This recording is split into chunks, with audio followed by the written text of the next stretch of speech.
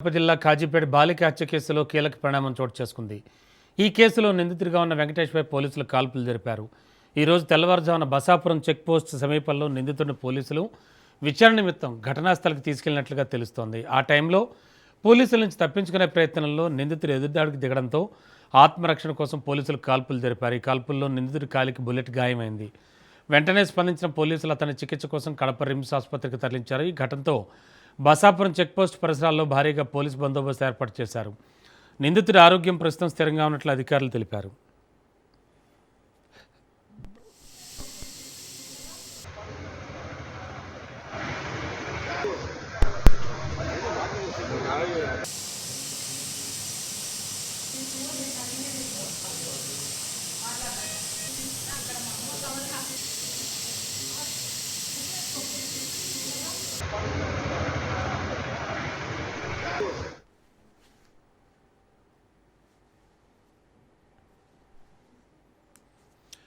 కడప జిల్లా కాజీపేట బాలిక హత్య కేసులో కీలక పరిణామం చోటు చేసుకుంది. బ్రేకింగ్లో చూస్తున్నాం. ఈ కేసులో నిందితుడిగా ఉన్న వెంకటేష్పై పోలీసులు కాల్పులు జరిపారు.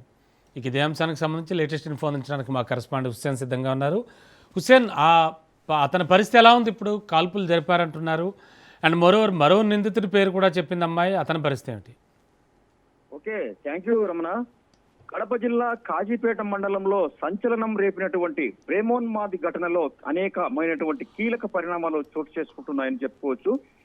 ఇవాళ తెల్లవారుజామున పోలీసుల నుంచి తప్పించుకోబోతుండగా అదే పోలీసులు కాల్పులు జరిపారు. కాలికి తూటాలు తగలడంతో కడప రిమ్స్ లో ప్రేమోన్మాది అయినటువంటి వెంకటేష్ ప్రస్తుతం చికిత్స పొందుతున్నాడు. అయితే కుడికాలు మోకాలు వద్ద నుంచి అరికాలు దాకా వైద్యులు పెద్ద ఎత్తున కట్టారు. ఈ క్రమంలో ప్రేమోన్మాది అయినటువంటి వెంకటేష్ ఆరోగ్య పరిస్థితి ప్రస్తుతానికైతే నిలకడగా ఉన్నట్లు కూడా రిమ్స్ వైద్యులు ధృవీకరిస్తున్నారు. అయితే ఇవాళ తెల్లవారుజామున కీర్తనను దారుణంగా చంపినటువంటి గొంతు కోసి చంపినటువంటి వెంకటేష్ ను విచారణ నిమిత్తం పోలీసు వాహనంలో తీసుకెళ్తుండగా ఇక్కడ బ్రహ్మంగారి మఠం మండలము తర్వాత బసాపురం టోల్ ప్లాజా వద్ద వాహనం ఆగింది. దీంతో వెంకటేష్ తప్పించుకునేటువంటి ప్రయత్నం చేశాడని పోలీసులు చెప్తున్నారు మనకు. అయితే పారిపోతున్న వెంకటేష్ ను పట్టుకోబోతున్న నలుగురు పోలీసులకు కూడా ఈ క్రమంలో గాయాలయ్యాయి. వీరు ప్రస్తుతం మైదుకూరు ప్రభుత్వాసుపత్రిలో చికిత్స పొందుతున్నారు. అయితే ఈ క్రమంలో తప్పించుకునేందుకు వెంకటేష్ ప్రయత్నించగా పోలీసులు పలు రౌండ్లు కాల్పులు జరిపారు. ఈ కాల్పుల్లో వెంకటేష్ కాలికి గాయాలయ్యాయి. ఇదిలా ఉండగా నిన్నటి రోజు కాజీపేట మండలం అగ్రహారం గ్రామంలోని తన ఇంట్లో ఒంటరిగా ఉంటున్నటువంటి కీర్తనను వెంకటేష్ కత్తితో దారుణంగా గొంతుకోయడం జరిగింది. ఈ పరిణామం తర్వాత గ్రామానికి చెందినటువంటి పూర్తిగా గ్రామం మొత్తంగా తరలి వచ్చి కాజీపేట పోలీస్ స్టేషన్ ను చుట్టుముట్టారు.